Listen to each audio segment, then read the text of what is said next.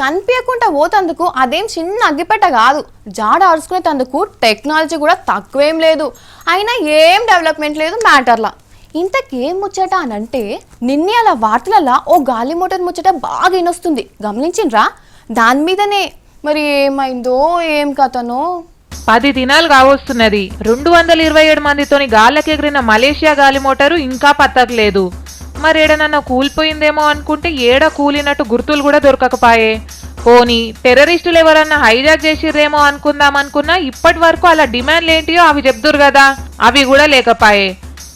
అక్కడ సర్కారేమో ఎవలో కావాలని విమానాన్ని దారి తప్పించిర్రని అనుమానపడుతున్నది. మరి గంతమంది ఎటు పోయిర్రో ఏమైర్రో, ఒకవేళ ఏడనన్నుంటే ఏం చేస్తున్నారో ఏం తెలుస్తలేదు.